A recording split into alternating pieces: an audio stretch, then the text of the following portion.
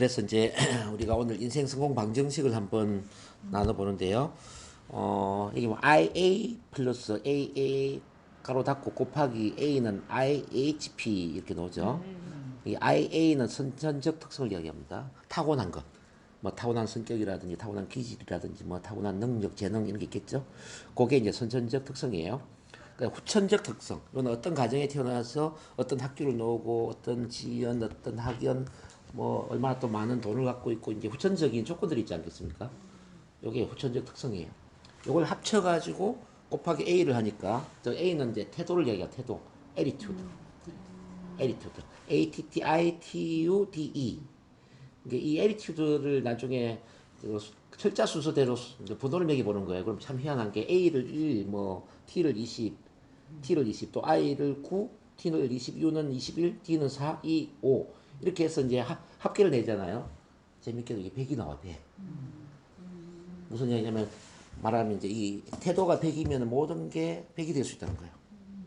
태도가 100이면 모든 게 가능하다. 태도가 모든 걸 결정한다는 이야기죠. 그래서 이제 여기서 곱하기 태도는 IHP, 즉 개인적 성과와 연결되는데 가장 중요한 게 뭐냐면은 태도라는 겁니다. 태도. 아무리 선천적 특성이 좋고 후천적 특성이 좋다 하더라도 태도가 제로가 돼버리면은 개인 성과는 제로가 될 거예요. 근데 이제 선천적 특성이나 후천적 특성이 좀 부족하다 하더라도 태도가 100이라면은 개인 성과는 무조건 높아질 수가 있죠. 그러겠죠. 그러면 이 태도가 이렇게 하면 중요한데 이제 윌리엄 제임스조차도 이런 이야기 했거든요.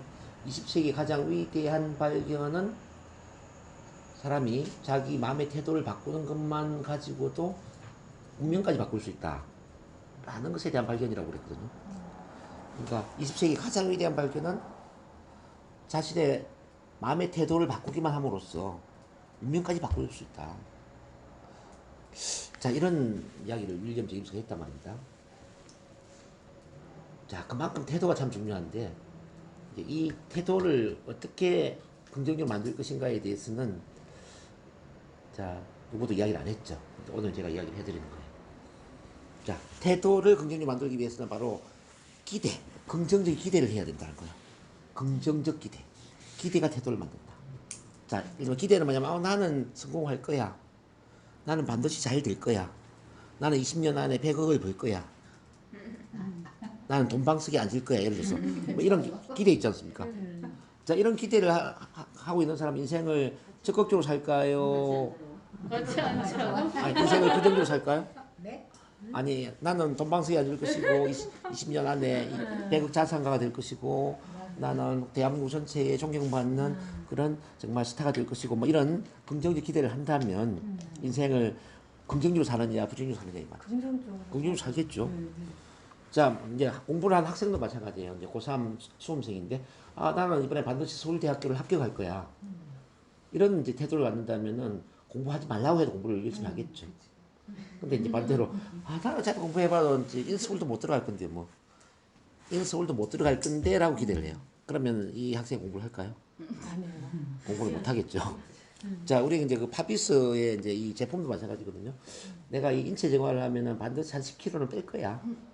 몸은 당연히 건강해지고 몸무게도 10kg 정도 무조건 빠질 거야. 이렇게 기대를 해요. 그럼 제품을 제대로 먹을까요? 안 먹을까요? 제대로 먹어요. 제대로 먹죠. 근데 이제 의심을 하는 거죠. 먹어봐도 살도 안 빠질 건데 뭐. 맞아요. 어차피 뭐 먹으나 안 먹으나 뭐 똑같을 건데 뭐 이거 먹다가 뭐 되겠어? 이렇게 생각하고 먹는 거야. 그럼 이 사람은 중간에 아무래도 뭐 딴짓을 좀 하겠죠. 그렇죠. 이렇게 이제 태도를 만드는 건 기대라는 거예요. 그래서 우리가 이제 아침에 일어나면 항상 긍정적 기대를 해야 돼요. 예를 들어서 오늘도 좋은 날이다. 오늘도 뭔가 좋은 일이 일어날 것이다. 내가 원하는 모든 것들이 이루어질 것이다. 멋진 하루가 될 것이다. 오늘 기적을 만드는 하루가 될 것이다. 뭐 예를 들어서 이제 미팅이 있다면 오늘 미팅도 성공적인 미팅이 될 것이다. 자, 뭐 예를 들어서 이제 영업 매출로 본다면 오늘 최고의 매출을 올리는 멋진 하루가 될 것이다. 뭐 어쨌든 뭐 또 강의를 한다면 오늘 내가 하는 강의는 최고의 강의가 될 것이다. 이렇게 기대를 하는 거예요. 기대를 하면은 하루를 사는 태도가 긍정적으로 바뀐다는 거죠. 이만큼 기대가 중요해요. 그럼 기대는 뭐로 하느냐를 한번 생각해 봐요. 기대는 기대는 생각으로 하는 거예요? 말로 하는 거예요? 말로 해요. 말로 해야죠. 네. 자, 이 머리에 생각으로 하는 게 기대가 아니에요. 말로 표현해야 돼요. 기대에 자 기본적으로 이제 여러 기대가 있는데 우선은 부모가 자녀한테 하는 기대가 있어요. 부모가. 자, 우리 아들은 크면은 정말 훌륭한 사람이 될 거야. 우리 아들은 크면은 정말 훌륭한 의사가 될 것 같아. 자, 우리 아들은 크면은 정치하면 참 정치를 잘할 것 같아. 말을 잘하니까 방송국에 들어가면은 참 훌륭한 아나운서가 될 수도 있을 것 같아. 뭐 이렇게 부모가 기대를 해주는 거예요. 그러면 이제 자녀는 그 긍정적 기대 때문에 태도가 긍정적으로 바뀌는 거죠. 우리 엄마가 우리 아빠가 이렇게 긍정적 기대를 하니까 내가 열심히 공부해야 되겠네. 그러겠죠. 그래서 이제 이 자식은 부모의 기대를 먹고 산다 이런 말이 있어요. 근데 이제 우리 부모가 실수한 게 뭐냐면 난 커서 뭐가 되려고 그러니? 싹수 노란 놈 뭐 이렇게 이야기해요. 어릴 때 그런 이야기 많이 듣죠. 뭐 사고하면 진짜 이 사고 뭐지 도대체 니는 뭐가 되려고 이렇게 사고를 치냐? 공부 좀 못하면 너는 머리가 돌대가리냐? 점수가 이게 뭐냐? 이렇게 이제 거의 그 어떤 자존감을 깔아뭉개는 부정적 기대를 많이 한다는 거죠. 그럼 이제 그 자녀의 마음속에 뭐가 생기냐면, 내가 우리 엄마한테도 이렇게 인정받지 못하는데 내가 어떻게 세상 밖에 나가서 인정을 받겠어? 어차피 나는 안 돼. 나란 인간 안 돼. 그러면서 이제 처음부터 자포자기를 해버리는 거죠. 그러니까 우리 엄마도 뭐 내 머리가 돌대가리라고 얘기하는데 내가 공부해가지고 뭐 공부 잘하겠어. 공부 안 하는 거예요. 우리 엄마가 맨날 내 사고 뭉치라고 그러는데 뭐 어차피 잘 안 될 아들이라고 그랬는데 뭐 어차피 나는 잘 안 풀릴 거잖아. 그러니까 이제 태도 자체가 부정적으로 간다는 얘기죠. 그래서 부모가 자녀를 이제 키우기 위해서 가장 이제 큰 선물을 준다면 항상 긍정적 기대를 해야 된다는 거죠. 자, 공부를 아무리 못하더라도 이렇게 해야 돼. 자, 공부 잘한다고 다 성공하는 거 아니다. 자, 성공한 사람들 보면은 공부 못하더라도 인간관계가 좋구나. 그리고 자기가 좋아하는 일에 집중을 하거나 그렇게 공부 외에 성공한 사람 참 많다. 너무 걱정하지 마라. 넌 잘 될 거다. 예를 들어서 이렇게 이야기해 주는 거예요. 그러면 공부를 못한 아들이 어떻게 될까요? 굉장히 힘이 되겠죠. 그러니까 이제 근데 공부를 못한 아들한테 점수 이 산전이 대학 들어가겠냐 이거? 너 이래야 대학 들어가겠어? 대학 못 들어가면은 그 잉여인간이 되는 거야. 잉여인간. 잉여인간이 뭔지 아니? 없어도 되는 인간. 너 잉여인간 되기 싫으면 대학 들어가야 돼. 공부 열심히 해. 진짜 부모도 그럴까요? 예. 그렇게 얘기를 해요. 그런 이야기를 한다니까요. 할 수 있어. 아니, 하기도 하고. 부모들이 그런 이야기를 많이 해요. 그래서 근데 부모가 악담을 하려고 하는 게 아니라 모르고 하는 거예요. 그러니까 운전하는 대로.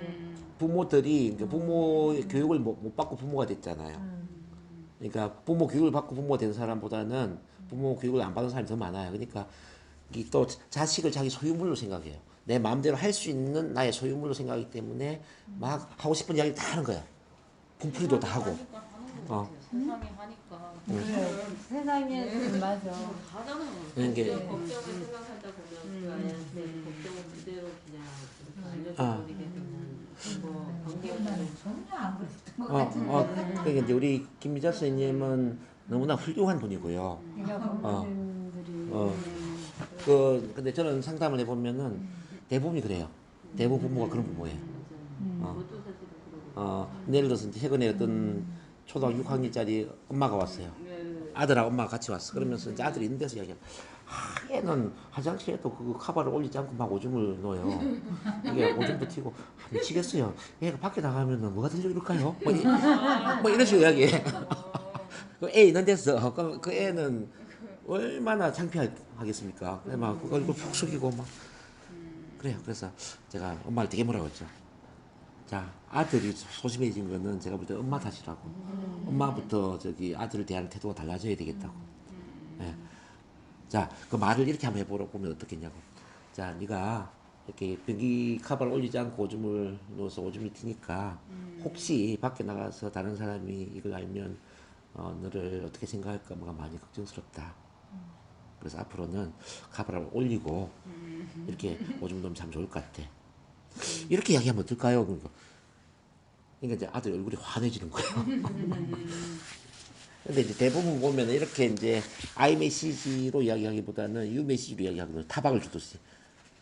변기 컵 올리고 오줌 놓아야지. 이게 뭐야? 뭐 이런 식이거든요.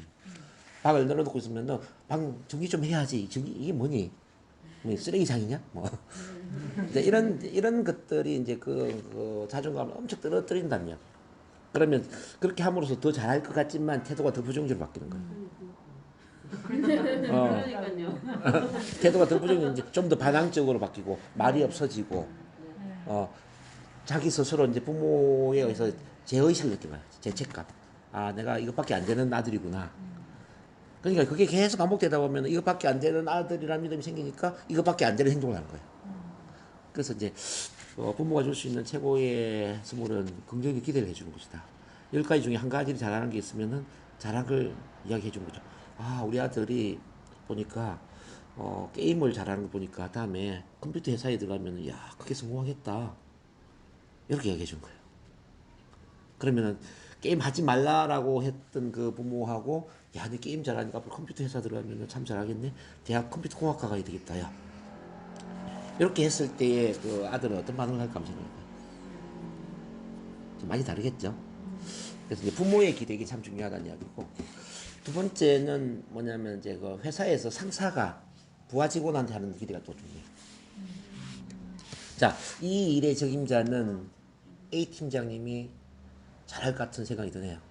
A 팀장이라는 생각이 드네요. A 팀장님이라면은 이 업무를 아마 굉장히 잘 하실 겁니다. 한번 해보세요. 그러면은 이분이 잘할까요, 못할까요? 잘 하겠죠. 근데 어떤 또 상사 이렇게 이야기할 수도 말입니다. 아, 내가 볼 때 잘 할지 안 할지 모르겠지만 그래도 한번 해보세요. 근데 실수하면 안 돼요. 예를 들어서 이렇게 좀 강압적으로. 그래 버리면 오히려 이분은 더 힘들어질 거라는 거죠. 그래서 이제 그 상사가 직원한테 한 거. 우리 이제 영업 소지로 보면은 이제 이렇게 센터장이 밑에 있는 뭐 그런 예를 들어서 뭐라고 센터장 밑에 누가 있는지 모르겠네요. 준 센터장한테 이제 기대를 한다든지 또는 뭐 상무님이나 전무님이나 이사님이 또 이제 센터장님한테 기대를 한다든지. 자, 예를 들어서 뭐 이런 기대. 올해는 아마 우리 안부전 이사님이 그랑프리를 충분히 할 수 있지 않을까요? 저는 그렇게 기대가 되는데요. 여러분 어떻게 생각하세요? 아, 네, 열심히 해야지. 그렇게 기대되죠. 박수. 안부전 이사님이 그랑프리 할 거라는 기대를 이야기를 했어요. 그러면은 거의 이제 그랑프리 하는 쪽으로 가는 거예요. 막 마음이 막 저로 뛰어가요 지금. 그러니까. 그러니까 이게 기대거든요. 이제. 그래서 이제 어떤 같이 일을 할 때 이제 상사가 또 아래 있는 사람한테 기대하는 게 참 중요하다. 그리고 이제 동료들끼리 하는 기대도 굉장히 중요해요. 동료들끼리. 우리 이제 첫 만남 식구들 같은 경우는 아우 우리 이한나 선생님은 지금 너무너무 좋아지고 있어요. 아마 올해 좋은 일이 많이 있을 것 같아요. 지금도 많이 좋아졌고 아마 올 연말 정도면은 너무 멋진 모습으로 변화가 되지 않을까 이런 생각이 듭니다. 동료끼리 이렇게 이야기하는 진짜. 아니 근데 엊그제 우리 임시윤 전무님이 와서 이야기하는데 우리 한나 선생님 너무 좋아졌대요. 그리고 이영란 선생님도 너무 좋아졌다는 거지. 이영란 센터장님 너무 좋아지고 막 온 가족이 너무 좋아졌다면서 야, 빛이 난다고 막 칭찬을 엄청 하더라고. 원래 없을 때 하는 칭찬이 훨씬 빛나는 칭찬입니다. 그 칭찬에 엄마한테도 이야기하세요. 임수윤 전무님이 엄청 칭찬했다고. 너무 좋아졌대요. 그리고 우리 이제 김미자 선생님 시낭송을 너무 그날 잘해가지고요. 진짜 눈물이 엄청 났다니까. 아주 잘했어요. 근데 그 시도 내용이 너무 좋았어. 그 사랑이여라라는 시를 했는데, 야, 그 분위기에 딱 맞는 그 시 구절과 그 분위기에 딱 맞는 목소리와 뭐 음악과 뭐 그러니까 그래서 근데 좀 맥히면 보려고 했는데 네. 안 맥혔어 하나도. 그러니까 그걸 어떻게 안 베끼고 계셨어요 세상에. 그러니까 조금 불안했어요. 근데 이제 차에 가면서 조금 봤는데 안 맥히고 해서 좋았어요. 너무 잘했어요. 그러니까 앞으로 이제 우리 김미자 선생님은 시 낭송과 같은 그런 감성적인 스피치로 사람들한테 많은 치유 사역을 하겠다. 저는 이런 생각이 들었어요. 맞습니다. 뭐 치유 사역 꼭 심리 상담을 하는 게 아니라 그런 것도 치유 사역이에요. 그렇게 이제 정말 멋진 시를 하나 읽어주는 거. 최면치료 하다 보면 이런 경우가 있어요. 이제 얼마 전에 있었던 일인데 그 나이가 좀 많이 드신 분이 오셨어요. 70대. 70대인데 이제 70대 넘으면은 집중력이 조금 떨어지고 체면이 안 들어갈 수가 있어요. 근데 몸만 좀 이완시켜가지고 괜찮은 시를 제가 한번 읽어드렸거든요. 근데 그 치료적으로 한 게 아니라 그냥 시만 읽어줬는데 눈물을 쭉 흘리는 거예요. 그동안 산다고 고생 많았다고 이제 삶에 대한 그 어떤 감사와 삶에 대한 어떤 긍정적인 이제 그런 내용의 이제 이야기였죠. 그런 인생을 다시 산다면 그런 거 있잖아요. 우리 이제 그런 걸 이제 읽어줬는데 눈물 쭉 흘리면서 너무 좋았다는 거예요. 그래서 체면 이완 플러스 시낭송을 같이 한번 해보세요. 그것도 굉장히 좀 그러니까 이제 우리 체면 이완 기법 배우잖아요. 그래서 이완시키고 편안한 상태에 시 읽으면 좋겠다. 그다음에 자기 암시 하는 대신 괜찮은 그 사람한테 맞는 괜찮은 시를 읽어주는 거예요. 그러면은 그분은 거기서 치유가 되죠. 시는 굉장히 좋은 치료의 도구다 저는 이런 생각이 듭니다. 그래서 치료와 시 낭송을 결합시켜서 조금 노력하면 멋진 일이 저는 일어날 거라고 봅니다. 기대합니다. 네, 기대하겠습니다. 수고하세요. 네. 그리고 이제 우리 김소정 선생님을 내가 참 좋아하는 이유는 뭐냐면은 김소정 선생님은 너무 반듯하잖아요, 그죠? 너무 반듯하고 그러니까 이제 이분은 참 성공했으면 좋겠다 뭐 이런 느낌이 드는 그런 분이 있잖아요. 그래서 참 성공했으면 좋겠는데 너무 그동안 힘든 환경에 살다 보니까 성공의 본능이 약간 좀 줄어들어 있다. 그래서 이 성공의 본능을 잘 일깨워서 그 본능을 발휘하도록만 도와주면은 크게 성공하겠는데 이제 이런 생각을 좀 하죠. 그래서 어쩌면 이 NLP와의 만남이 그 성공의 포인트, 이제 터닝 포인트가 될 수도 있지 않을까 생각이 듭니다. 선생님 자신을 믿으세요. 그래서 충분히 성공할 자격이 있고 또 반드시 크게 성공할 수 있는 모든 그런 본능과 능력, 자질을 다 갖고 있기 때문에 그것만 일깨우면은 충분히 가능합니다.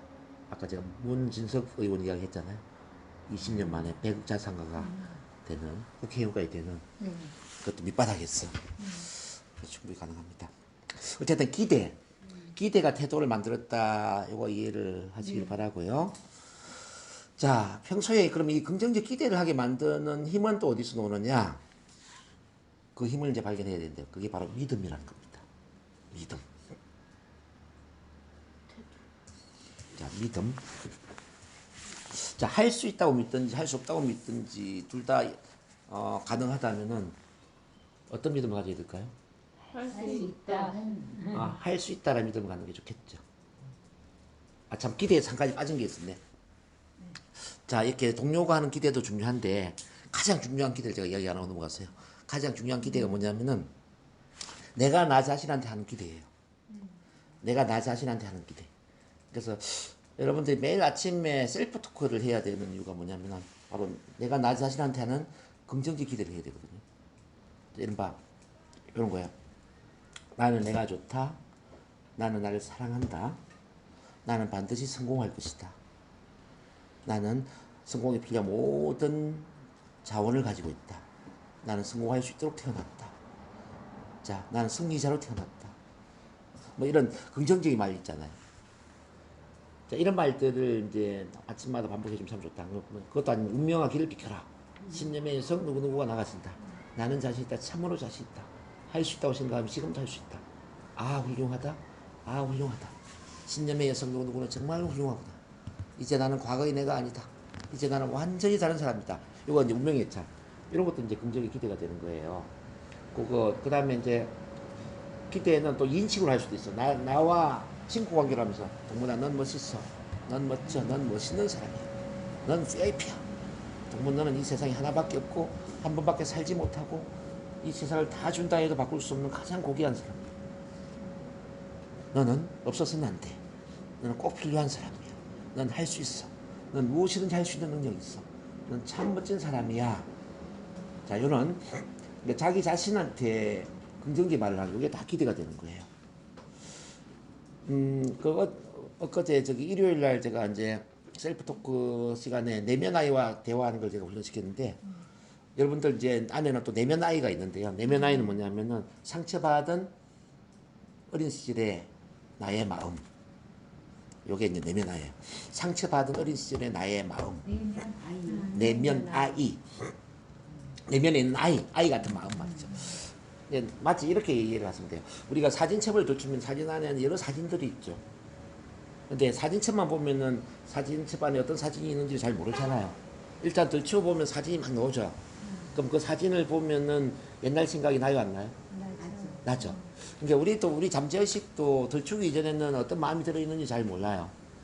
근데 이제 잠재의식을 들추어서 보면은 여러 상처받은 마음이 사진첩에 사진첩처럼 보관되어 있는데 그게 6살짜리, 뭐 7살짜리, 10살, 11살, 뭐 다양한 그런 상처받은 그런 어린 나의 마음이 있다는 거죠. 그래서 그 마음을 만나줘야 돼요. 일요일 그걸 훈련했는데 이제 예를 들어서 이제 이렇게 보는 거예요. 어릴 때 예를 들어서 내가 힘들었던 기억이 있다. 그럼 이제 저 같은 경우에는 중학교 1학년 때 이제 엄마 없이 혼자서 시골에서 밥 해 먹고 막 학교를 다녔어요. 그때 참 너무 외롭고 세상에 혼자 버려진 것 같고 뭐 친구들은 도시락 싸가는데 나는 도시락도 안 싸고 막 그게 너무 그랬거든요. 그 마음들이 지금도 남아 있어요. 그럼 이제 그때 나를 불러내는 거지. 그때 나한테 이야기하는 거죠. 야, 동문아, 난 지금 56세의 정동문 교수라고 해. 지금 2022년도에 살고 있는 정동문인데, 너는 지금 1980년에 중학교 1학년짜리 동문이지? 나한테 해주고 싶은 이야기가 있어. 엄마는 도해지에 일한다고 나가고 너 혼자 시골에서 서서 밥에 먹고 학교 다닌다고 너무 힘든 거 잘 알고 있어. 다른 애들은 엄마가 다 도시락 싸주는데 너는 엄마가 없으니까 혼자 도시락도 못 사가고, 다른 애들 밥 먹고 있을 때는 화장실에 숨어 있다가 다른 애들 밥 다 먹고 났을 때 화장실에 나와서 밥 먹은 척하고 그 마음이 오죽했을까 하는 생각이 들어요. 그리고 다른 애들은 다 교복바지 다 다리미로 다려가지고 깔끔하게 해 다니는데 너는 다림질도 안 하고 구깃구깃한 그 교복 바지를 입고 꼭 거지처럼 이렇게 다니는 그 마음이 얼마나 창피하고 힘들었을까. 그래, 좀 못 먹고 사는 거는 괜찮은데, 그지? 다른 사람한테 너가 거지처럼 보이는 이거는 정말 모욕적인 그런 부분인 거야. 근데 자, 그 순간을 너는 어떻게 받아들여야 되냐면은 이게 인생 전부가 아니라는 걸 너는 생각을 해야 돼. 모든 것은 다 지나가기 마련이거든. 이것도 다 지나간다 말 있는 것처럼 중1 이 순간은 어차피 지나가는 세월이야. 자, 비가 온 뒤에 땅이 굳는 것처럼 이 힘든 시간이 지나면 앞으로 좋은 일이 많이 있을 거야. 그리고 너는 이 중1 때 경험 덕분에 앞으로 정말 좋은 일을 많이 하게 돼. 네가 많이 외로움을 느꼈기 때문에 외로운 사람들을 많이 도와주게 되고, 네가 또 엄마 없이 혼자 외롭게 자랐던 그 덕분에 너는 더 많이 강해졌고 마음이 더 단단해졌고 독립심도 많이 커졌어. 그래서 남들 부모 도움으로 대학 다녔지만 너는 스스로 돈을 벌어서 대학을 다녔고 이렇게 인생을 자립심을 가지고 자수성가하는 그런 힘을 어릴 때부터 너는 훈련했기 때문에 그건 정말 감사한 일이잖아. 그래서 엄마 없이 혼자 중학교 다니는 거 너무 힘들어하지 말고, 너무 외로워하지 말고, 너무 슬퍼하지 말고 잘 이겨내기를 바래.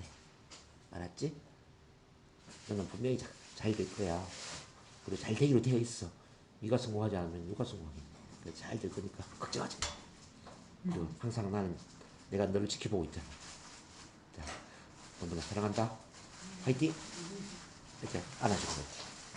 이건 뭐냐 하면은 56살인 정동문 교수가 14살짜리 동문이한테 이야기하는 거거든요. 자, 여러분들이 이제 이걸 개인적으로 좀 이제 해보시면 참 좋을 것 같아요. 별 어려운 게 아니에요. 그러니까 이제 뭐 그냥 어릴 때 나의 마음을 불러내는 거죠. 이제 우리 소영 선생님은 이제 초등학교 6학년 때 그때 힘들었던 나를 불러내도 되고요. 뭐 살아오면서 힘들었던 나를 불러내는 거죠. 그동안 많이 힘들지 이렇게. 아셨죠? 자, 이런 게 다 기대입니다. 우리 소영 선생님 눈물 좀 닦아주세요. 막 내가 울렸네. 괜찮아요. 그런 거 좋은 눈물이니까 좋은 거예요. 어쨌든 이제 이렇게 기대가 보면 부모의 기대, 직장 상사의 기대, 동료의 기대, 자기 자신의 기대, 이 기대에 의해서 태도가 바뀐다. 자, 이런 긍정의 기대를 만들기 위해서 자, 할 수 있다 믿음을 만들어야 된다. 할 수 있다 믿음, 긍정적인 믿음, 할 수 있다 믿음. 자, 믿음이 또 긍정의 기대를 하게 만들거든요. 나는 성공할 수 있어. 나는 부자가 될 수 있어. 자, 나는 건강하게 정말 행복하게 살 수 있어. 할 수 있다는 믿음. 이게 자, 나는 건강해질 것이고 나는 부자가 될 것이고 나는 성공할 것이고 이런 긍정의 결과를 기대한다는 뜻입니다. 자, 그럼 할 수 있다는 믿음은 어디서 왔느냐를 또 한번 볼게요. 그게 바로 이제 자아 개념이거든요. 자아 개념. 즉 자아 개념은 자, 그 다음 페이지 놓지만요. 그 다음 밑에 보면은 자아 개념이라는 것은 선입견이라는 스크린이라고 그래서 잠재의식이 컴퓨터의 하드웨어 용량이라면 자아 개념은 컴퓨터의 프로그램하고 똑같아요.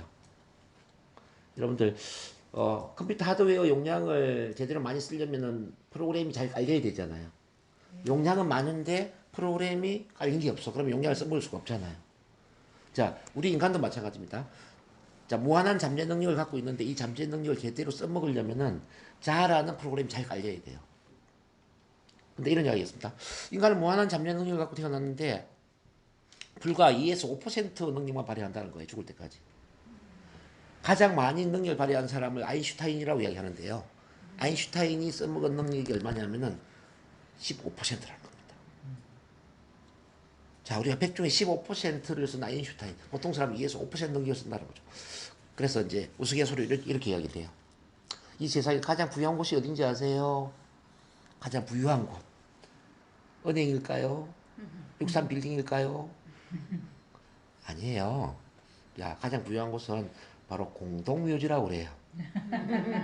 공동묘지에는 써먹지 못한 재능이나 능력들이 막 널려 있대요. 자, 음악적인 재능도 널려 있고, 신앙 소개 재능도 널려 있고, 자, 돈 버는 재능도 널려 있고, 인간관계 재능도 널려 있고, 뭐 온갖 재능이 다 널려 있다는 거죠.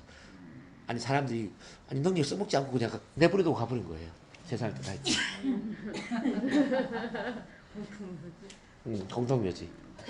그래서 우리가 남의 능력을 부러워할 필요가 없이 이미 내가 갖고 있는 내 능력에 집중을 해야 된다는 거죠. 이미 내가 갖고 있는 이 내 능력에 집중을 해야 된다는 거죠. 자, 남들이 부자가 되었는데 그 부자가 된 걸 부러워할 필요가 없다는 거죠. 나도 부자가 될 수 있는 능력이 있는데. 남들이 말을 잘하는 걸 부러워할 필요가 없다는 거죠. 나도 말 잘할 수 있는데. 나한테 능력 있는데. 자, 어떤 뭐 영업 잘하고 뭐 비즈니스 사업 잘하고 이런 분 있잖아요. 부러워할 필요가 없다는 거죠. 나에게도 그런 영업 비즈니스에 대한 재능도 있고요.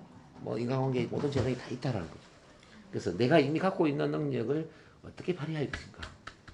여기에 초점을 맞춰야 됩니다. 그러면 자, 이렇게 질문하죠. 어떻게 하면 능력 발휘하는데요? 어떻게 하면 제 능력을 많이 발휘할 수 있는데요? 이렇게 묻겠죠. 그래서 자아 개념을 긍정적으로 바꿔야 된다는 거예요. 자아 개념이 긍정적으로 바뀌지 않으면 내 능력을 써먹을 수 없는 거예요. 예를 들어서 내 마음속에 있잖아요. 내 마음속에 나는 월 300만 원밖에 벌지 못하는데 난 직장인이니까 직장이 다니니까 난 월 300만 원 버는 것밖에 못해. 300만 원 정도는 벌 수 있지만 이상은 힘들 것 같은데 이렇게 생각하잖아요. 그럼 이 사람은 자기가 그런 믿음을 갖기 때문에 500이나 1000만 원을 벌 수가 없다는 거예요. 근데 반대로 지금 돈이 한 푼도 없어요. 난 원래 월 1000만 원 뭐 아니 월 1억도 내 벌었는데 난 1000만 원 1억 정도 내가 벌어야 되는 사람인데 이렇게 생각하잖아요. 근데 일거리도 없고 뭐 정말 안개소를 걷는 것처럼 정말 막연한 상황인데도 불구하고 이제 마음 안에 이렇게 생각합니다. 나는 1000만 원에서 한 1억은 벌어야 되는 사람인데 내가 왜 이 정도 돈을 못 벌어? 이거는 충분히 벌 수 있지. 이렇게 생각을 해요. 그러면 이 사람은 어느 순간에 1000만 원 1억을 번다니까요. 이게 문진석 의원이 그런 거야. 이 사람이 이제 허무맹랑하게 이제 자기 스스로를 크게 보는 거죠. 대학 다닐 때도 그랬어요. 그러니까 술집을 해서 10억을 다 말아먹고 빚더미 오르면서도 이 사람은 기가 한 번도 안 죽었어요. 동문아, 니 내 믿지? 난 분명히 성공한다니까. 뭐 1000만 원 그런 건 돈도 아니야. 내가 벌어서 분명히 갚을 테니까 좀 빌려줘. 너무 오래 걸렸다. 예를 들어서 이제 이런 거예요. 이제 대학 다니면서 그것도 일본에 유학 가가지고 보니 한 10억까지 벌었으니까 자신이 있는 거죠. 뭐 망하면 다시 벌면 되지 뭐. 월 1,000만 원, 5천만 원 왜 못 벌어? 근데 실제 그렇게 해서 이제 20년 만에 100억을 벌어버린 거죠. 그죠? 그게 뭐냐면 자아라는 거죠, 자아. 어떤 사람은 망하면 완전히 좌절해가지고, 내가 벌어놓은 다 이거 탕기된데 어떡하지? 어떻게 이걸 내가 평생 벌어도 못 벌 돈인데? 큰일이네. 그러면 그 사람 진짜 일어설 수가 없죠. 근데 벼랑 끝에 가서도, 내가 뭐 다시 벌면 되지. 이 정도 돈이야, 뭐. 그렇게 마음 먹으면은 돈이 벌린다는 거예요. 그래서 이제 만만해서 나를 어떤 존재로 보느냐에 따라서 돈도 달라진다는 거죠. 나를 월 1,000만 원 이상 버는 사람으로 믿고 있느냐, 나는 월 2, 300 정도 버는 사람으로 믿고 있느냐에 따라서 모든 게 달라진다. 그럼 어떻게 해야 될까요? 자, 그 믿음을 바꿔줘야 되겠죠? 그럼 예를 들어서 이제 우리 김소연 선생님, 얼마 정도 벌면 좋을 것 같아요, 월? 자, 소원을 한번 많이 이야기해보세요. 불러. 이거 먹어 많이. 얼마, 해야 되겠네요. 예? 얼마, 그래야 되겠네. 한 5억 어. 벌어야 되겠나요? 월 5억은 좀 무리고, 어쨌든, 매월 얼마 정도 벌었으면 좋겠어요. 그러면 5천이구나. 자, 월 5천. 그러면은 나는 매월 5천만 원을 벌고 있다. 자, 나는 매월 5천만 원을 버는 사람이다. 이런 식으로 암시를 해야 돼요. 내 잠재의식을 믿게 만들어야 된다고. 나는 매월 5천만 원을 버는 사람이다. 나는 매월 5천만 원을 버는 사람이다. 이렇게 수십 번, 아니 수백 번, 수천 번을 반복적으로 내가 낭독하고 내 귀로 듣고 그러면서 내 잠재의식 속에 그 말들이 스며들어야 돼요. 그래서 지금 이거 자아를 바꾸기 위해서 어떻게 되냐면 내가 되고 싶은 거 있잖아요. 나는 월 5천만 원을 버는 사람이다. 자, 난 수백 명 앞에서 멋진 명강의를 하는 동기부여 강사이다. 뭐 이런 내가 되고 싶은 거 있잖아요. 그런 것들을 나는 뭐뭐이다라는 문장으로 한 50개 문장을 작성을 해가지고 매일 큰 소리로 읽고 또 그걸 녹음을 해가지고 매일 듣고 그렇게 해서 수천 번, 수만 번 내 입에서 나오고 내 귀로 들리고 내 머릿속에 생각하고 이미지를 상상하고 이렇게 하면서 자아가 바뀐다는 거죠. 지난번에 제가 숙제를 한번 냈는지 모르겠네요. 나는 뭐이다. 내가 죽을 때까지 되고 싶은 그 자아 이상에 해당되는 것을 한 50가지 목록으로 작성해라. 한번 제가 냈죠. 냈는데 안 하셨죠. 하는 분들이 거의 없어요. 이제 실수를 한번 해보세요. 이제 실수를 진짜 해보시라. 그렇게 해서 진짜 다 이루어지면 어떡하려고 그럽니까? 만약 그렇게 해서 이루어지면 어떤 일이 일어날까요? 그렇게 써가지고 매일 읽고 막 내가 또 듣고 생각하다 보니 그게 이루어져 버리면 어떻게 될까요? 이루어지면 좋죠. 그래서 이런 말이 있어요. 종이에 글 쓰기를 조심해라. 왜냐하면 쓰는 대로 이루어질 거니까. 과대로 써야 돼. 자, 종이에 글 쓰는 것을 조심해라. 왜냐하면 글 쓰는 대로 이루어질 거니까. 지금 자아 개념을 바꾸는 방법을 제가 이야기하는 겁니다. 종이에 글을 쓰라는 겁니다. 이렇게 나는 뭐뭐이다. 되고자 하는 것을 1인칭 현재인 긍정문. 나는 뭐뭐이다. 그럼 그게 희한하게 이루어진다는 거죠. 제가 저기 한 10년 전에 써놓은 게 있어요. 근데 최근에 한번 체크를 해봤는데 거의 90% 이상이 다 이루어져 있어요. 그게 10년에 써놓은 게 거의 90% 이상. 너무 희한해요 이게. 그래서 나는 뭐뭐이다 이 문장은 정말 마법의 문장이라는 생각이 들어요. 그래서 내가 되고자 하는 것을 최대한 좀 과대평가해서 나는 뭐뭐이다 쓰세요. 자, 어제 제가 감사일기에 또 저는 또 하나 자아 개념의 목록을 하나 제가 만들었었잖아요. 나는 이 시대의 위대한 스승이 된다. 이 시대의 위대한 스승이다. 뭐 이런 걸 제가 공개를 했잖아요. 위대한 스승이 되기로 다짐을 했다. 그게 이제 공표를 했기 때문에 잠재의식에 더 강하게 연결되거든. 자, 자아 개념이 뭔지 이해되셨죠? 그러면 말을 잘하려면 어떻게 해야 될까 한번 잘 봅시다. 또. 자, 말을 잘하려면 나는 말을 잘하는 사람이다 라는 믿음이 생겨야 돼요. 나는 말을 잘하는 사람이다 믿음이 생기면은 말을 잘할까요 못할까요? 잘하겠죠. 근데 반대로 이 사람이 말을 참 잘해요. 말을 참 잘하는데 마음속에는 나는 말을 잘 못해라는 믿음이 있어. 자기는 끝으로 말을 잘하면서 나는 말을 잘 못해. 이 사람은 어떻게 될까요? 못해요. 못하는 쪽으로 가겠죠. 그래서 여러분들 말을 잘하면 나는 이미 말을 잘하고 있어. 나는 말을 잘하는 사람이야. 나는 동기부여 강사야. 나는 스피치 지도사야. 이런 믿음을 가지면 나 그냥 말을 잘해요. 자, 부자가 되고 싶으면 나는 이미 부자야. 난 이미 부자로 살고 있어. 자, 내 삶에는 풍요로움이 넘쳐나고 있어. 이렇게 긍정적인 이제 말을 해야 되거든요. 그러면 부가 따라오죠. 자, 그 다음에 내 가족이 행복했으면 좋겠어. 그러면은 자, 나는 행복한 가족을 이끄는 최고의 아내이자 최고의 엄마이다. 예를 들어서 나는 행복한 가정을 이루는 최고의 아내이자 최고의 엄마이다. 뭐 예를 들어서 이런 이제 정체성을 썼어요. 그러면 어떻게 될까요? 가족이 행복해질까요? 불행해질까요? 행복해질 수가 없죠. 자, 그리고 나는 나의 자녀들을 가장 위대하게 성장시키는 이 시대의 가장 위대한 엄마이다. 예를 들어서 나의 자녀들을 가장 위대하게 성장시키는 위대한 엄마이다. 이렇게 쓴다면 어떻게 될까 생각해봐요. 멋지게 되겠죠. 우리 안부전 이사님은 이걸 쓰면 어떨까 싶어요. 나는 하비스 애니원의 인체 정화와 마음 정화를 문화로 만든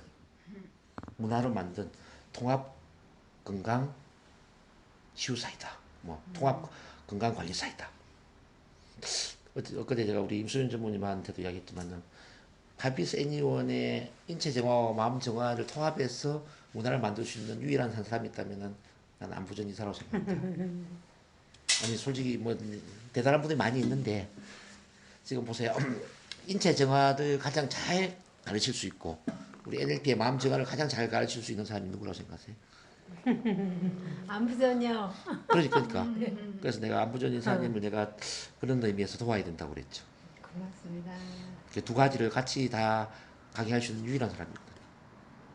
그럼 예를 들어서 이런 정체성을 만들었어요. 그러면 우리 안부전 이사님 마음안에 난 파비스 애니원의 마음 정화와 인체 정화를 통합적으로 내가 강의를 해서 문화를 만드는 사람인데 그러면은 이미 이제 태도 자체가 뭐 긍정적이지만 더 긍정적으로 바뀌는 거예요. 그러면 예를 들어서 이제 강의할 자리 있으면 이제 더 많이 강의를 하려고 할 것이고 또 NLP도 더 많이 소개하려고 할 것이고 그리고 이제 인체 정화하러 오는 분한테도 아마 그런 이야기 계속 하겠죠. 이 식품만 먹어서 되는 게 아니라 마음도 정화시키면서 하셔야 돼요. 아마 그렇게 이야기를 하겠죠. 이게 이제 뭐냐면은 자아 개념이 일단 만들어지면 행동을 따라온다는 이야기예요. 이거 이해되시나요? 그래서 내 삶을 바꾸기 이전에 내 행동을 바꾸기 이전에 먼저 자아 개념을 긍정적으로 바꾸셔야 돼요. 내가 부자가 되기를 원한다면 부자가 되기 이전에 나를 부자라고 생각해야 돼. 나를 부자라고 생각해야 되고 돈 먼저 쓰면 엄마. 부자 아니 근데 진짜 부자가 맞아요. 왜 부자인지 제가 증명을 해드릴게요. 예를 들어서 저기 강남에 20층짜리 건물을 갖고 있는 사람하고 비교하면 나는 가난하죠. 근데 이제 방글라데시에 1년 연봉이 저기 100만 원도 안 되는 사람들이 많아요. 그 사람들과 비교하면 나는 부자가 맞죠. 네. 그렇지 않나요? 맞아요. 그리고 또 보세요. 60년대 보릿고개 시절에 새끼 밥을 못 먹어서 소나무 껍질 벗겨서 먹었던 그런 사람과 비교하면 나는 부자 맞죠. 네. 그렇지 않나요? 근데 그 개념이 그렇게는 안 될 것 같은데. 자, 그래서 이제 이게 저번에 제가 상대성의 법칙을 설명할 때 그 이야기를 했어요. 어떤 대상과 비교를 함으로써 개념이 성립되는 거예요. 이게 비교 대상이 높으냐 낮으냐에 따라서 개념은 달라진다. 그럼 지금 현재 똑같이 내가 새끼 밥을 먹고 잘 사는데 이게 가난하다고 생각할 수도 있고 자 부유하다고 생각할 수도 있단 말이에요. 그럼 나한테 유리한 게 뭐냐면은 나를 부유하다고 생각하는 게 훨씬 더 유리하죠. 예, 부자라고 생각하면 더 큰 부자가 되는데 그렇지 않습니까? 그래서 우리 김소정 선생님이나 뭐 우리 한나 선생님이나 저나 이게 우리 김민아 선생님 다 부자라니까요. 지금 나는 이미 부자다. 이미 맞잖아요. 맞아요. 그렇지 않아요? 부자 맞죠? 막 쓰고 있어요 돈을. 그래서. 돈을 쓰면 더 많이 벌리게 돼 있어요. 진짜요? 그럼요. 엄청 쓰는데. 자, 돈을 쓰면은 더 많이 벌리게 되는 게 돈이에요. 근데 돈을 안 쓰면 돈이 더 안 벌린다니까요. 그래서 돈을 많이 벌려면 돈을 써야 돼요. 네? 씨앗을 많이 뿌려야 씨앗이 싹 들어서 더 큰 열매를 맺지 않습니까? 씨앗 아끼면은 이게 열매를 쌀 못 틔워줘. 깨시 아니라 빛이 될 것 같은데. 저도 돈 많이 써요. 뭐 제가 돈 안 쓰는 것처럼 보여서 돈 많이 써요. 저는 제가 버는 돈의 10%는 무조건 우리 선생님들이나 제가 다른 누구를 위해서 써야 된다고 저는 생각하는 사람이에요. 1,000만 원 벌면 100만 원 써야 된다. 100만 원 벌면 10만 원 써야 된다고 보는 거예요. 그래서 제가 밥도 많이 사고 하잖아요. 그걸 이제 그게 다 이유가 있는 거예요. 써야 돈을 번다니까요. 아끼면 안 돼요. 제가 부산 가고 막 부산에도 제가 돈 쓰고 막 그래요. 부산 한번 갔다 오면 한 20만 원 쓰고 올라와. 버는 돈은 없는데 돈은 더 많이 쓰는 거지. 근데 그게 절대 손해 보는 게 아니라는 거예요. 뭐 동탄 또 내일 갈 건데 동탄에 가면 또 제가 돈을 몇십만 원 써야 될지도 몰라요. 주로 이제 우리 총장님은 스케일이 커가지고 막 10만 원 가지고 안 돼.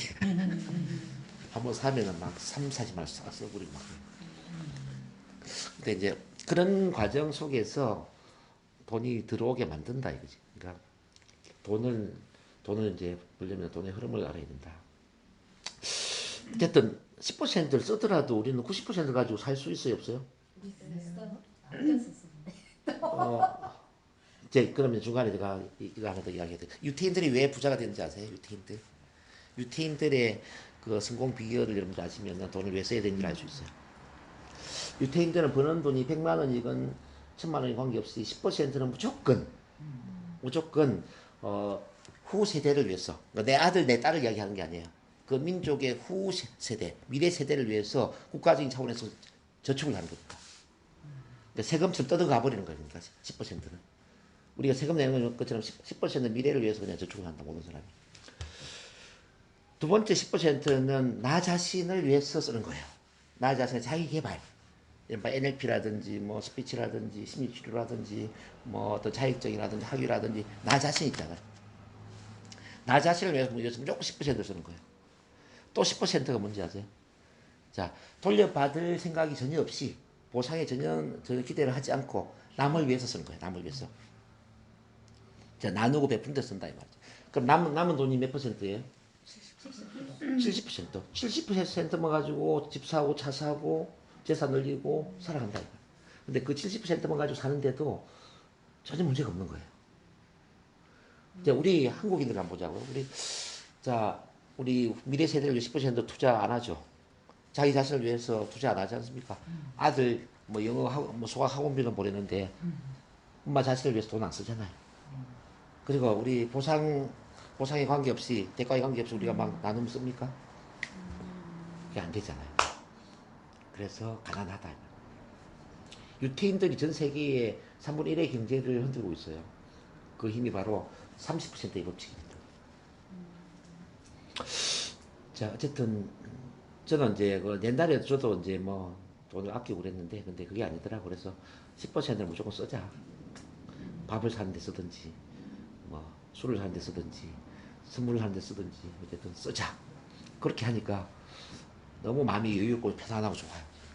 근데 거기에 더 많은 돈을 벌게 만들고. 그래서 그거 참고를 하시고요. 자, 그럼 이 자아 개념이 이렇게 다 중요한데 이 자아 개념에는 또 세 가지가 있거든요. 첫 번째는 자아 이상이라는 게 있어요. 자아 이상은 뭐냐면은 이상적으로 생각하는 나의 미래의 모습. 이상적으로 생각하는 나의 미래의 모습. 5년 이후에 나는 어떤 모습일까? 10년 이후는 어떤 모습일까? 20년 이후는 어떤 모습일까? 이런 기대하는 이상의 모습 있어요, 없어요?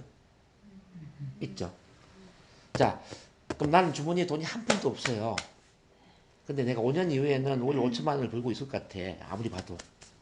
근데 지금 월 한 1,000만 원을 버는 사람 내가 만나서 자, 제품 설명하는 거예요. 팝스 애니원에 인체 정화를 설명하는 거죠. 그럼 기가 죽어요? 당당해요? 당당하죠. 왜 나는 5년 이후에 5천만 원을 벌 사람이니까. 근데 만약에 지금도 주머니가 다 비어있지만은 5년 이후도 나는 그렇게 잘 될 것 같지가 않아요. 그저 그럴 것 같아. 그런데 월 1,000만 원을 버는 누구를 만나서 지금 이제 인체 정화를 이야기하는 거예요. 그러면 내가 당당해요? 기가 죽어요? 기 죽죠. 바로 그거죠. 그러니까 영업을 성공할 수 있는 비결이 바로 그거예요. 내가 지금 한 푼도 없는 빈털터리를 하더라도 내 1년 이후의 모습, 5년 이후의 모습이 확고하게 성공적인 모습이 맞다면 당당하게 영업할 수 있다는 거죠.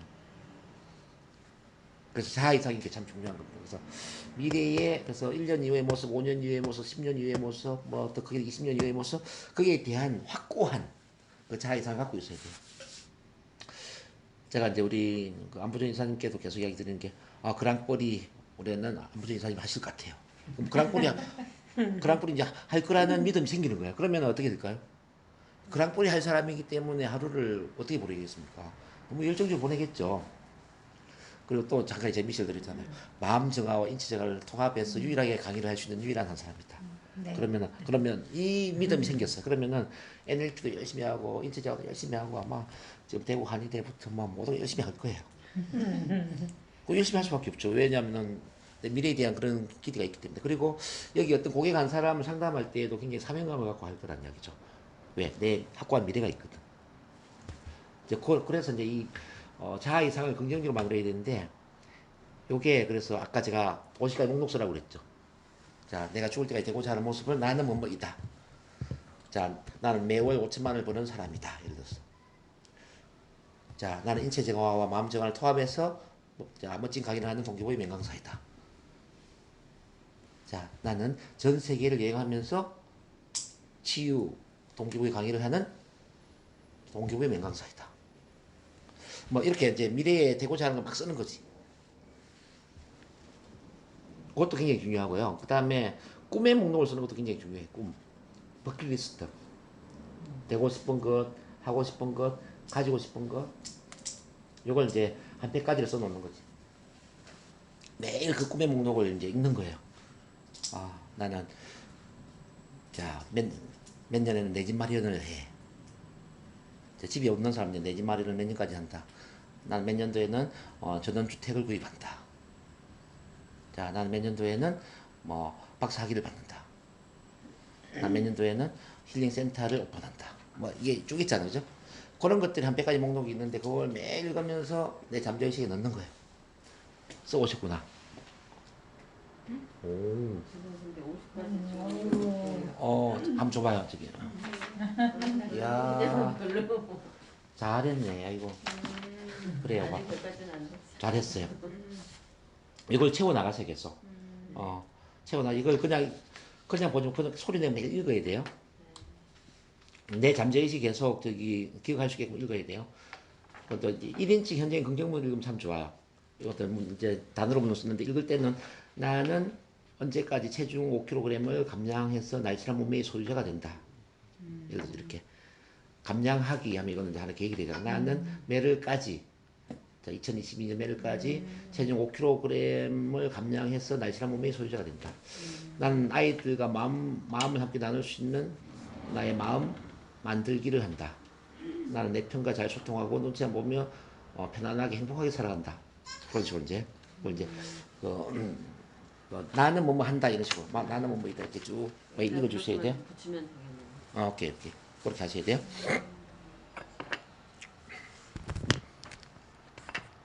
자, 그 다음에 두 번째는 뭐냐면 자아 이미지거든요. 자아 이미지. 이제 자아 이미지는 현재 나를 바라보는 이미지를 자아 이미지라고 그래요. 자아에서 미래에 되고자 하는 이미지라고 한다면은 자아 이미지는 현재의 나에 대한 이미지. 자, 현재 마음속에 이제 나를 들여다보면, 나는 현재 나는 말을 잘해. 현재 나는 멋있는 사람이야. 현재 나는 성격이 활발해. 나는 애들한테 너무 괜찮은 엄마 같아. 뭐 이런 이미지가 있잖아요. 그죠? 그게 이제 자아 이미지죠. 근데 자아 이상이 긍정적이면 자아 이미지도 따라서 긍정적으로 바뀌게 돼 있어. 나는 5년 이내에 월 5천만 원을 버는 사람이 돼. 이렇게 이제 생각하잖아. 그러면 5천만 원을 버는 사람이기 때문에 자아 이미지도 나는 어차피 성공할 수 있는 사람이야. 어차피 난 부자가 될 수 있는 사람이야. 이렇게 이제 이미지가 긍정적으로 바뀌죠. 그리고 나는 5년 이내에 나만의 전원주택을 구입할 거야. 이렇게 목표가 있단 말이에요. 5년 이내에 전원주택 구입하겠다는 믿음이 있기 때문에 자아 이미지가 지금도 바뀌고 나는 너무나 자연친화적인 행복한 삶을 사는 사람이다. 그래서 자아 이상과 자아 이미지는 연결되어 있단 말이죠. 미래의 이미지가 좋아지면 현재의 이미지도 좋아진다. 마찬가지로 현재의 느낌, 현재 나에 대한 느낌을 자부심이라고 그래요. 자부심도 따라오는 거죠. 셀프 에스팀. 자부심이 두 가지 있거든요. 자아 존중감, 날 존중하는 마음. 자아 유능감은 내가 유능하다는 느낌. 내가 유능하다는 느낌. 근데 이 두 가지가 참 재밌는 게 뭐냐면요. 나를 존중하는 마음이 커지면은 유능감이 올라가요. 자, 쉽게 말하면 내가 나를 좋아하면 능력 발휘가 돼. 능력을 발휘하면은 나를 더 많이 좋아하게 돼요. 학생 같은 경우에 내가 나를 좋아하면 공부를 잘하게 되고, 공부를 잘하면 나를 더 많이 좋아하고, 나를 더 많이 좋아하면 공부를 더 잘하게 돼요. 영업도 마찬가지로 내가 나를 좋아하면은 영업 실적이 올라가요. 영업 실적이 올라가면은 나를 더 많이 좋아해. 더 좋아하면 영업 실적이 더 올라가. 계속 이게 상승작용을 해요. 그래서 이제 이 자부심을 높이기 위해서는 첫 번째는 자기를 좋아하는 마음을 키워야 돼요. 나는 내가 참 좋아. 자, 내가 좋아지니까 이게 이제 유능해지는 거지. 이제 유능해지니까 내가 더 많이 좋아. 또 유능해지고 더 좋아하고 유능해지고. 그래서 이제 이 두 가지가 상승작용을 계속 해 나간다는 거죠. 그래서 전체적인 자부심이 높아지는 거죠. 그러니까 내가 나를 좋아하니까 나는 유능한 사람이네. 유능한 사람이네. 자, 내가 유능한 사람이라는 생각이 드니까 내가 괜찮은 사람이네. 괜찮네. 내가 또 유능한 사람이네. 더 괜찮네. 더 유능한 사람이네. 이런 거죠. 그래서 이 세 가지가 다 묶여져서 통합되어서 자아 개념이 됩니다. 자아 이상, 자아 이미지, 자부심. 그럼 이제 결론적으로 이 자아 개념을 높이기 위해서 어떻게 해야 되느냐? 뭐 여러 방법들 제가 설명해 드렸는데 최종적으로 한 가지를 더 정리를 한다면은 항상 나는 내가 좋다라고 외쳐야 된다. 나를 토닥토닥하면서 나는 내가 참 좋아. 나는 내가 좋아. 나는 내가 좋아. 나는 내가 좋아. 하루에도 한 100번 이상 나는 내가 좋아를 반복해주면 참 좋아요. 나는 내가 좋아. 나는 내가 좋아. 왜 그러냐면요. 자아 개념의 규칙을 한번 보세요. 스스로를 사랑하지 않으면 다른 사람을 사랑할 수 없어요. 자신이 갖지 않은 걸 남에게 줄 수는 없어요. 스스로를 좋아하지도 사랑하지도 존경하지도 않는데 다른 사람이 나를 좋아하거나 사랑해 줄 수는 없어요. 그러겠죠? 우리는 가지고 있는 것만 나눌 수가 있잖아요. 그렇지 않나요? 나를 사랑해야 사랑을 나눌 수 있죠. 근데 사랑이 부족한 사람은 사랑을 나누려고 하기보다는 사랑을 받으려고 하잖아요. 예를 들어서 애정 결핍인 상태에서 결혼을 했어. 그럼 남편한테 사랑을 원한단 말이죠. 그러니까 사랑을 원하는 행동이 집착을 하는 거예요. 집착. 그러니까 남편이 늦게 들어오면은 혹시 다른 여자 만나는 게 아닐까 이렇게 의심을 할 수가 있어요. 혹시 남편이 나 버리두고 떠나가면 어떡하지? 뭐 이런 느낌. 집착은 이제 그렇게 의심으로 가는 거예요. 근데 내가 사랑이 충만하잖아요. 그러면 이제 사랑을 주는 쪽으로 가죠. 남편이 나를 사랑 안 하더라도 뭐 나는 이미 사랑이 많으니까 뭐 남편이 뭐 잘하겠지 뭐. 믿는 거예요. 이제 사랑을 주는 거. 그래서 사랑은 오로지 주는 것과만 관계가 있습니다, 여러분들. 이걸 아셔야 돼요. 사랑은 받는 게 아니에요. 사랑은 주는 것과만 관계가 됩니다. 주는 것. 그래서 줄 수 있는 사랑이 없으면은 우리는 관계를 맺을 수가 없어요. 저는 심지어 이런 이야기를 해요. 사랑이 부족한 사람은 결혼하면 안 된다. 즉 자존감이 낮은 사람은 자존감을 높인 이후에 결혼을 해야 되지. 자존감이 떨어진 상태에서 결혼하면은 배우자한테 집착하고 의처증, 의부증으로 갈 수가 있으니까 그건 상당히 위험합니다. 그래서 자부심을 키워서 좀 늦게 결혼하세요. 저는 이렇게 이야기합니다. 그리고 이제 사랑이 부족한 사람은 영업할 때도 문제가 되는 게 영업할 때 거절에 대한 두려움이나 또는 실패에 대한 두려움이 커질 수밖에 없어요. 그러니까 사랑이 부족하면 남들이 나를 어떻게 생각하지? 실패하면 어떡하지? 혹시 거절하면 어떡하지? 날 이상하게 보면 어떡하지? 뭐 할 일이 없어도 영업한다고 그럴까? 뭐 이런 쓸데없는 생각 있잖아요. 거기에 집착을 한다고. 대인 관계에서도 사랑이 부족하면은 대인 공포증이나 대인 기피증으로 갈 수 있어요. 혹시 남들이 나를 무시하면 어떡하지? 나를 부족한 사람으로 보면 어떡하지? 그러니까 이제 이 사랑이 부족하니까 대인 관계에서 남의 눈치를 보는 그런 성격이 이제 커지죠. 기가 죽고는 주눅이 들죠. 발표할 때도 남의 눈치를 보고 긴장되고 떨리죠. 그리고 또 사랑이 부족하면은 지나치게 다른 사람을 배려하는 쪽으로 갈 수가 있어. 지나친 대인 배려증. 이른바 다른 사람 배려는 잘해주는데 정작 필요한 이야기를 못하는 거예요. 그러니까 이제 영업을 하려면은 충분히 배려하지만 필요한 이야기를 해야 되잖아요. 영업의 목적은 뭡니까? 제품을 파는 게 목적이잖아요.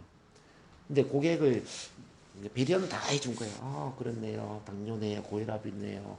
다 배려를 했어. 근데 정작 이 제품을 먹으라 그러면은 부담 느낄까봐. 저 사람이 나를 싫어할까봐. 제품 이야기를 못하는 거예요. 그런 사람들이 많죠. 영업할 때 이게 참 걸림돌이거든요.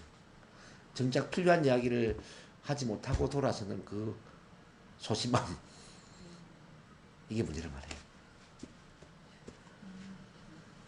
또 사랑이 부족하면 또 어떤 일이 생기냐면은 지나친 어떤 외부 성과에 집착하는 경향, 지나친 외부 성과에 집착하는 경향으로 갑니다. 뭐 학생들 같은 경우에는 공부가 좋아서 열심히 하는 게 아니라 내가 1등을 해야만 칭찬받고 사랑받으니까 자 칭찬 사랑받기 위해서 1등을 항상 하는 거예요. 또 이제 어떤 직장 생활이나 일에 있어도 그래요. 내가 직장 상사로부터 내가 싫은 소리 듣기 싫으니까 칭찬받아야 되니까 일을 열심히 하는 거예요. 일을 뭐 예를 들어서 일을 집에까지 가져와서 하고요. 주말에도 출근하고 이런 분 많아요. 사랑받기 위해서. 그러니까 이제 이분들은 어떤 그 평가의 기준이 내 내면에 있는 게 아니라 외부에 있는 거죠. 외부 다른 사람들이 나를 평가하는 기준이죠. 그래서 이 외부의 기준에 맞추기 위해서 항상 스트레스를 받죠. 예민하고 민감하고 소심해지고 이런 반제. 그래서 스트레스성 질환에 노출이 쉬워질 수가 있습니다. 그럼 여러분들 뭐 공부 많이 하시겠지만 스트레스를 쉽게 받으면 교감신경계 감인 반응으로 가잖아요. 부신이라는 조직에서도 코티졸, 아드레날린 이런 스트레스 호르몬이 분비가 되잖아요. 그럼 소화기관이 문제가 되죠. 소화기관이 문제가 되면 결과적으로 심혈관에도 문제가 되잖아요. 심장, 뇌출혈, 암. 스트레스 받으면 또 면역체계 세포가 활동을 안 해버리잖아요. 이게 다 하나로 연결된다는 거죠. 그래서 사랑의 부족은 이렇게 만병의 원인이 되는 겁니다. 그래서 이제 우리가 자아 개념을 높이는 게 이렇게 참 중요합니다. 졸리는 분도 있고 해서 조금 쉬었다 할까요? 5분 쉬었다 합시다. 다들 잘 먹어서 졸립니다. 그러니까 조금 쉬었다 합시다.